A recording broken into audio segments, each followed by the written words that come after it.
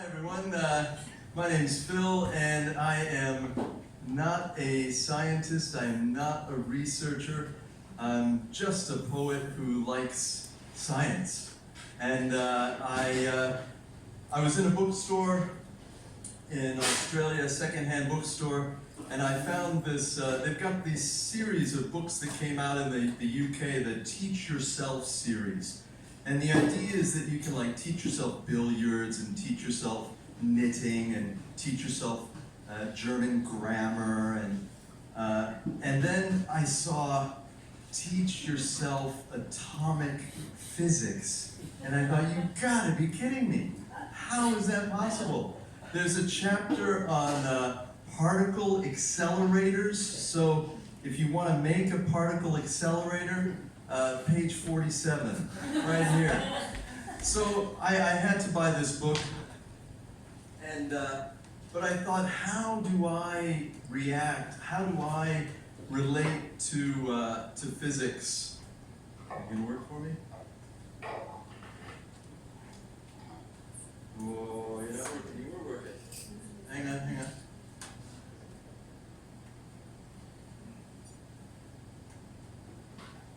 Well, this is gonna be interesting. Just a second, we got it going. So, how do I relate to physics? So I was thinking. Oh, yay! Okay, it's just gonna keep working from now on. I'm sure of it. So I thought, well, how do I relate to atomic physics? Because I love the terminology of physics. Words like gravity and dark matter and the strong force. These are really powerful, sort of poetic terms. And so I tried to see how I could relate to atomic physics. And so I wrote a book of poems called Teach Yourself Atomic Physics. Oh, you're not going to work. You want to just touch it? You can be my auto. There we go. Excellent. Great. All right. A little classical psychology experiment for you. Touch. Awesome. This is so good. Who needs remote controls? Is the glass half full or half empty? Who says half full? Raise your hands. Who says half empty? Okay, touch. So the classic way is that if you see the glass is half full, you're an optimist. Touch. If you see the glass is half empty, you are a pessimist. Touch. But I have news for you. You're all wrong. This is the absence of matter. Place a glass on a table. Add water to the glass until the level of the water is half the height of the glass. Now, an optimist will say that the glass is half full, a pessimist half empty.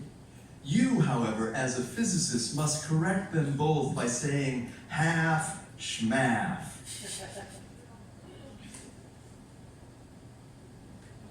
Must correct them both by saying half schmaff.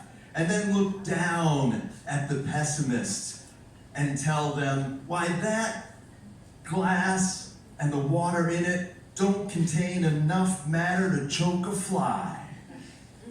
Find the pessimists. Where are you? Pessimists. And chide them. Chide them for the short-sightedness of their negativity by telling them that the vast majority of any object we can see with the naked eye is nothing but space.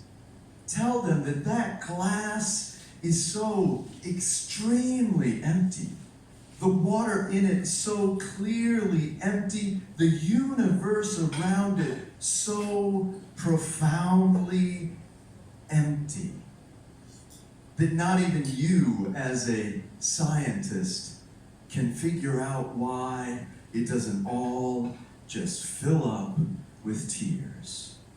Thank you. I You know, it's tricky with poetry, so when I'm done, I'll say thank you, you clap. That'll be great.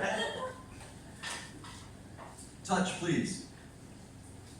Cool. So 99.999999, I think there's supposed to be more nines, but I stopped counting. Of matter is empty space. Right. Touch. Excellent. The duality of light. Touch, please. Now, light is said to behave in two different ways. So do we know what this is? Under some conditions, light behaves like a Wave.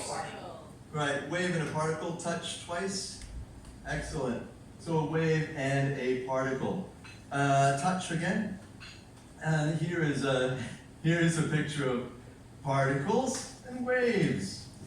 Now, when I think of light, though, I don't really interact with it in these two ways. So for me, I see light as either touch, on or off.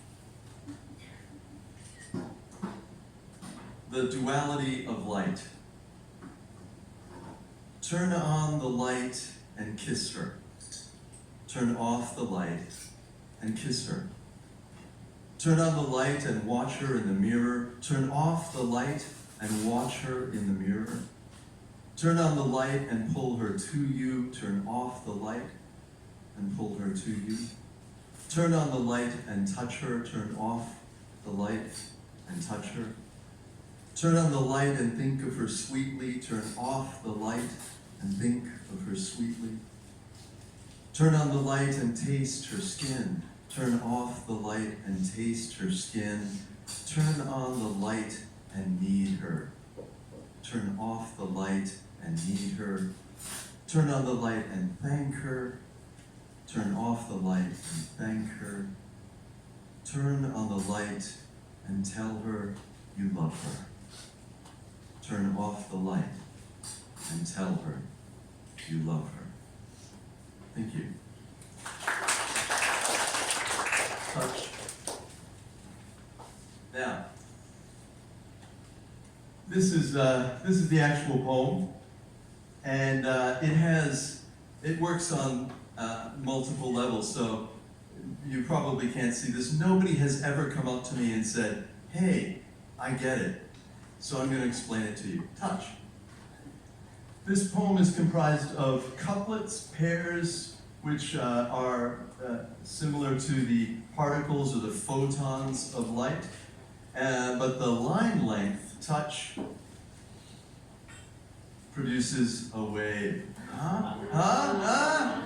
Oh, oohs and ahs for a poem. Awesome. And a science geeky poem. Thank you. All right, touch.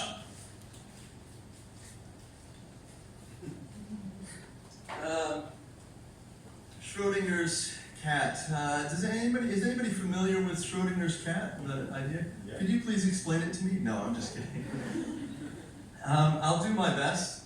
So basically, the idea is that in quantum physics, we deal in probabilities. So we don't actually know whether something is going to happen or not until we actually observe the event. It exists in this quasi-state of happening and not happening. So the idea of Schrodinger's cat was a thought experiment created by Schrodinger.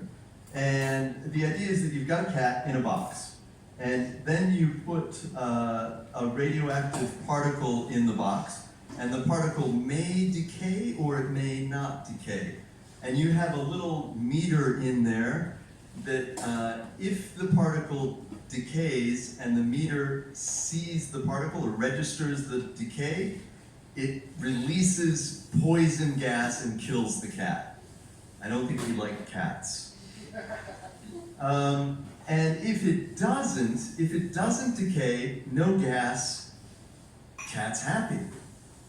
Touch. And so the idea is that until we actually view this and look inside the box, I can never figure it out. It's alive, it's dead, it's both, it's neither. it's in this quantum unknowable state. That's the best I can do. But again, touch. My take on it is a little bit different. And I don't know why I've got so many. I think I've got 3 love poems in here. There really aren't that many love poems, but they kind of work, and you're a lovely people, so you deserve a love poem. But one little cultural reference that you might not get, except for my CSI animal person, Rebecca, you might understand this. Chunder is Australian for vomit. It's a love poem. All right, touch.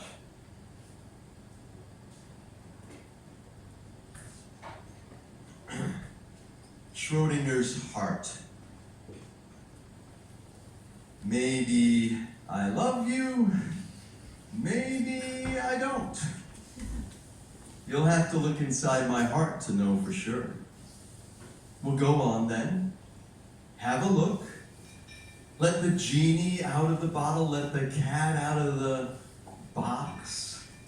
I mean, you want to know, don't you, which it is? Is it do or don't? Will or won't?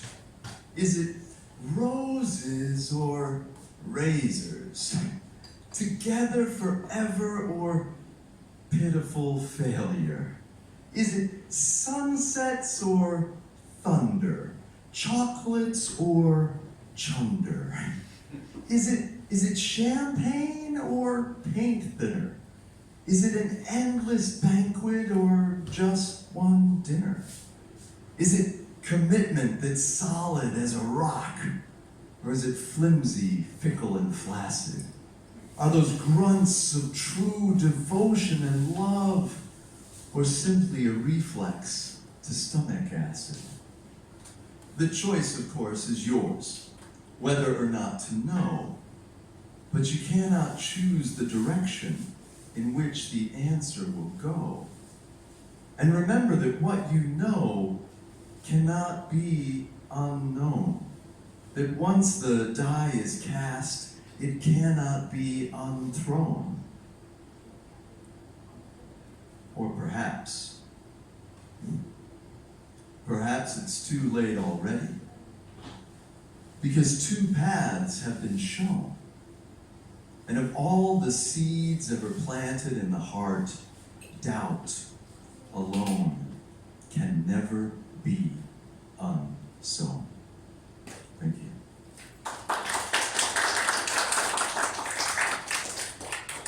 All right, touch. Oh, we've got a lot of touching to do. So the steps of an experiment, we start off with a touch. Hypothesis, you know this. Then we do an experiment, touch. And then we touch, have an analysis of our results, and then touch, we come to a conclusion. Right? You all know this, the scientific method. Touch.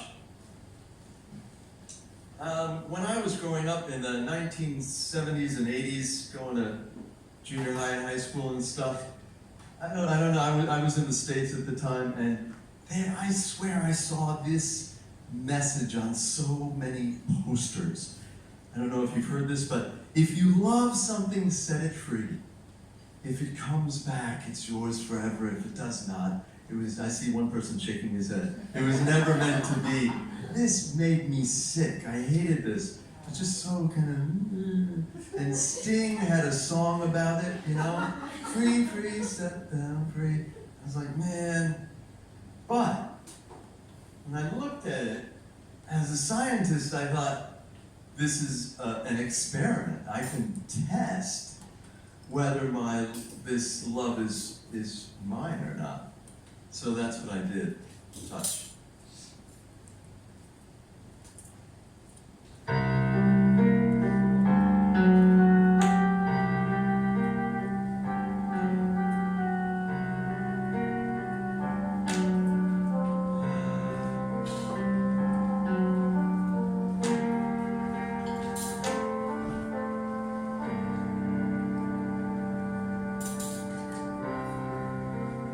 set my love free, just like it says in that song and those self-help cards. It flapped its wings and headed straight up to the sky. And then it got tangled in some high-tension electricity wires. It fell to the ground. It was burned to a crisp. I put it in a shoebox and carried it under my arms. And people kept asking me, hey, what's in the box? And I said, well,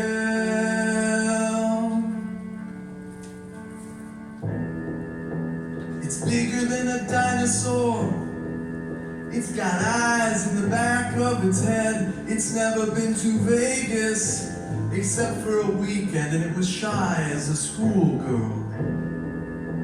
It's faster than an indecision. It's been waiting all moment. It can hide real well, like a zebra in a newspaper. It's none of your business. Okay, maybe it's everybody's business, but actually, you see, I guess it's really sort of hard to explain, because it's hope, it's worry, it's maybe, it's now, it's never, it's confusion, it's distraction, it's the smell of her, it's the taste of him, but actually, if you really want to know, it's just a bird. It's just a tiny little bird. It must have fallen from its nest. I'm taking it home.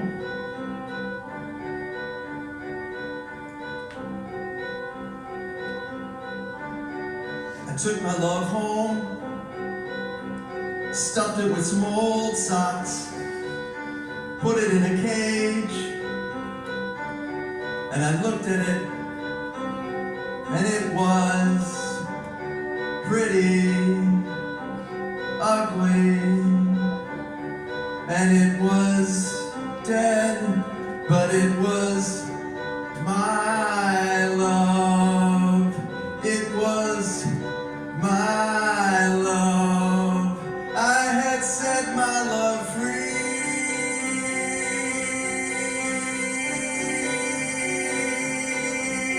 and it had come back to me. It had come back to me. I had set my love free.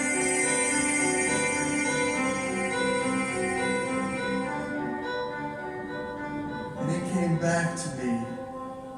Now it was my love forever. Thank you.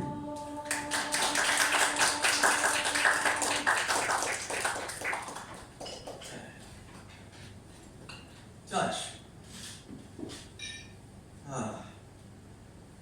I had to shake that out of me.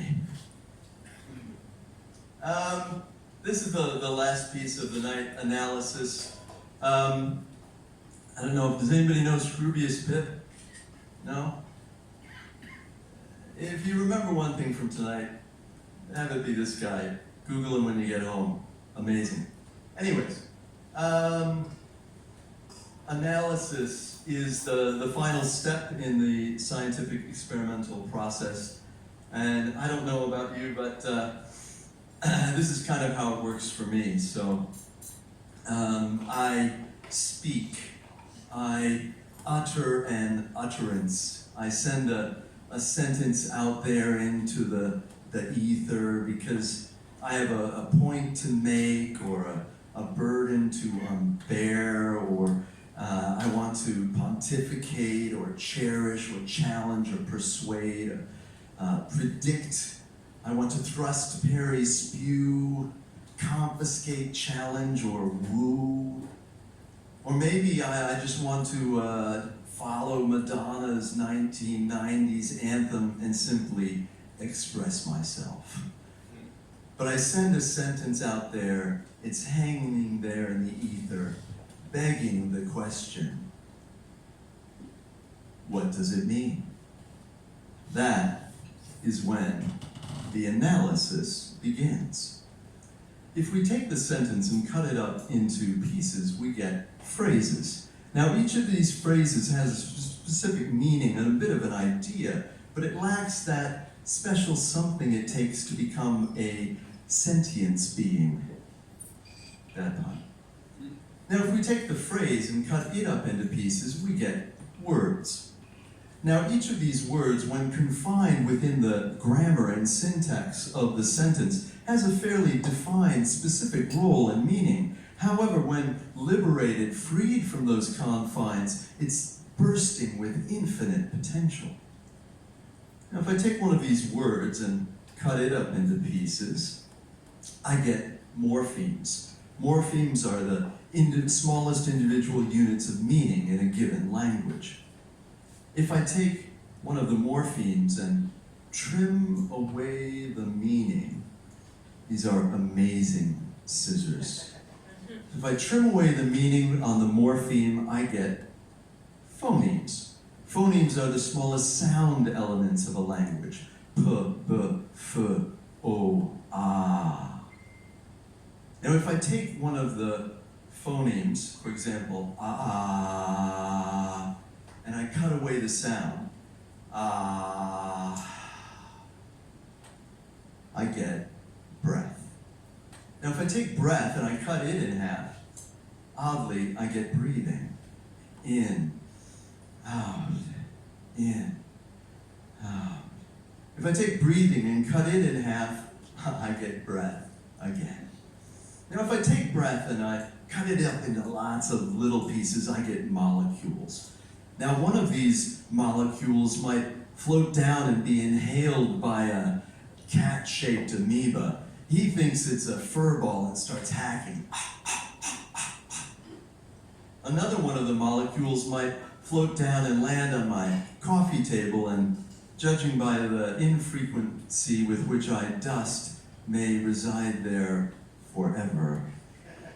Another molecule might, theoretically, start rolling down a very tall, theoretical hill, gathering other molecules as it goes until it reaches mammoth theoretical proportions and crashes into a theoretical village of carpenter ants at the bottom of the hill, theoretically.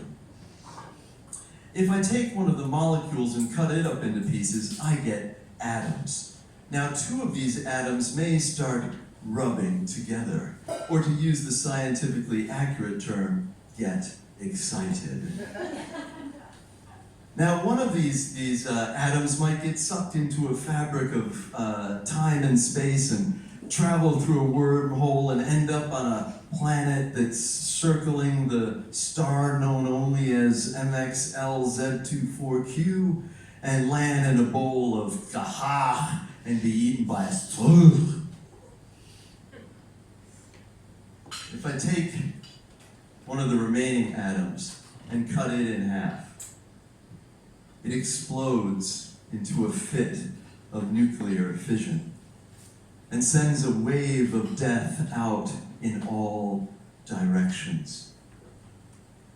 It flattens mountains into molehills, trees into ash, bones into wind. It destroys love letters, Bibles, dictionaries. It destroys schools, churches, live houses. It destroys friends. It destroys futures. It destroys everything and everything else. And all that's left is an uncomfortable, somehow eternal yet very finite silence.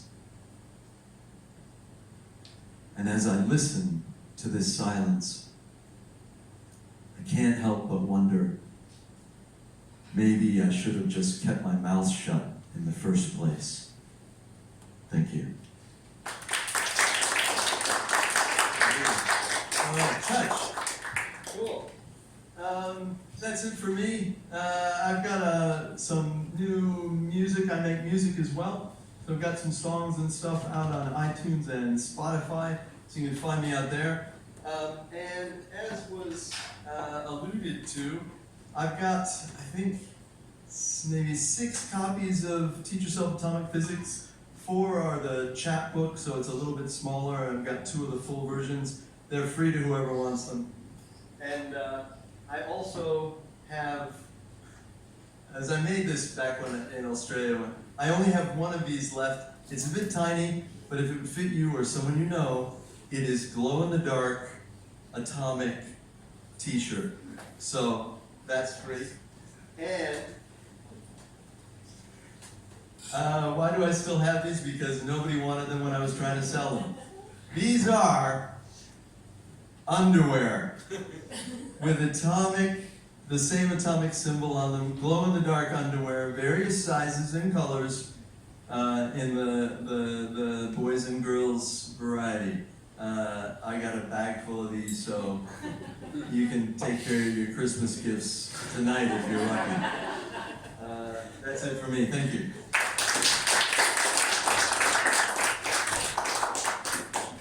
All right, thank you very much, Philip. The floor is open for questions. I knew this was going to happen. Here we go. What was that? What is that all about? Yes, sir. What is your attraction to poetry? My attraction to poetry. I don't know. I think it allows me to.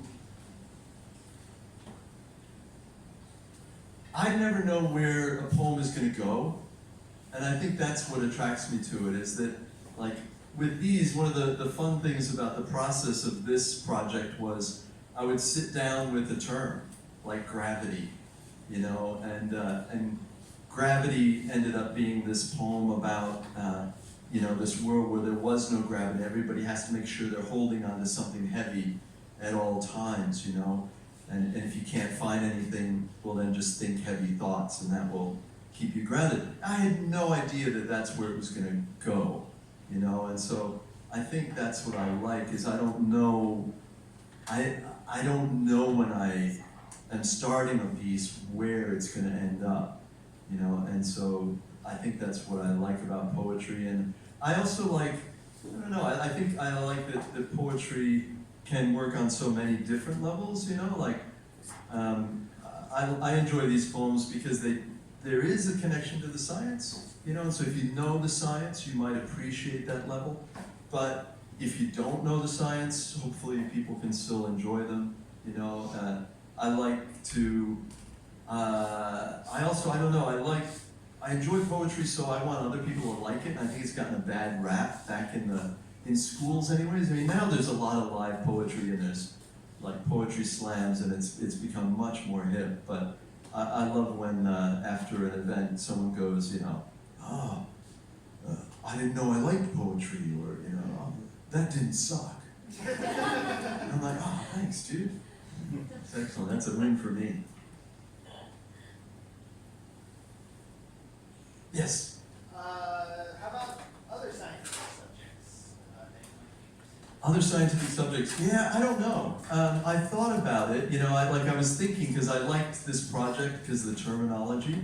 And I haven't really come up with another one that worked for me as well. But I did, I haven't written poetry in a while, and I just started I came up with a new idea. So I come up with a framework. It's a very odd way to write, I think. I don't worry about the poem first. I come up with the Teach Yourself Atomic Physics was the first thing I had, and it was like, I'm gonna write a book called Teach Yourself Atomic Physics. And so the next one I'm working on is the Survivalist Handbook. And so it's poems all about, you know, like how to find shelter and how to read a compass, and yet the poems are just, again, they're loosely related, they're kind of bizarre, but based on that sort of topic. But along that line, so what I will say, because as a kind of connection between science and poetry, is in Australia, it is so strong. Like, there's a big community of live poetry, and poetry on buses, and poetry on trams, and in coffee shops and everything. But in the last 10 years, maybe, there's been a movement towards There's been I think it's pretty much every year now with the planetarium. So they get a bunch of poets and spoken word artists together. They go down there and you have a night of looking at the stars and people reading these poems that they've written about the stars.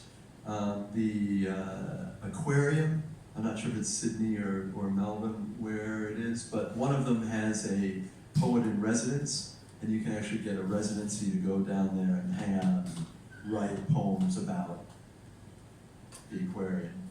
Yeah, so there's such a long history of connection because poetry is trying to understand everything, and science is trying to understand everything, really. I mean, we're both doing the same thing. Mine's just a bit more confusing sometimes. Yes?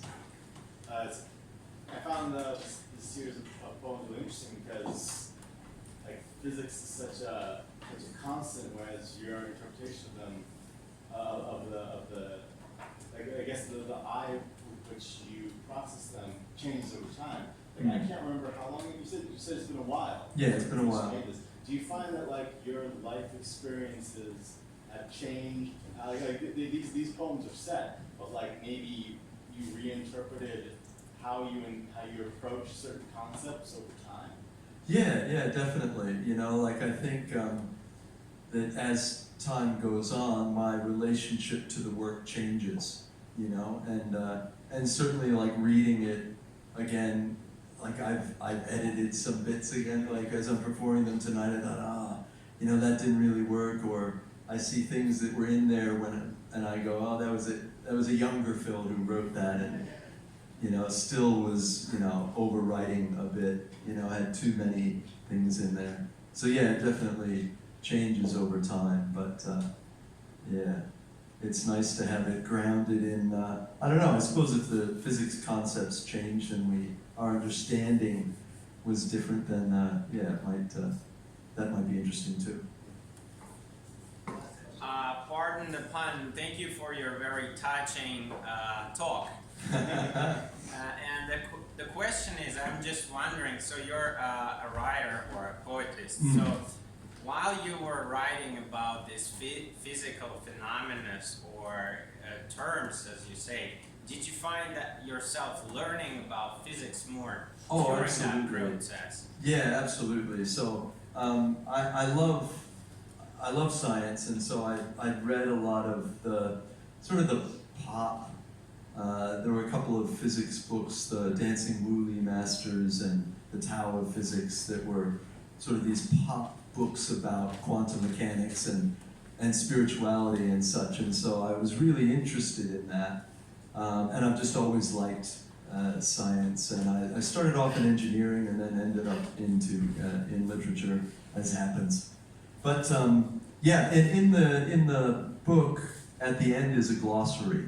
So I wanted people to be able to study the science behind, the terms behind or the science behind the terms and the titles, so that hopefully, you know, they'll get something out of the science out of it as well.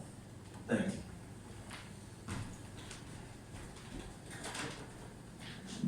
All right, another round of applause for Phil.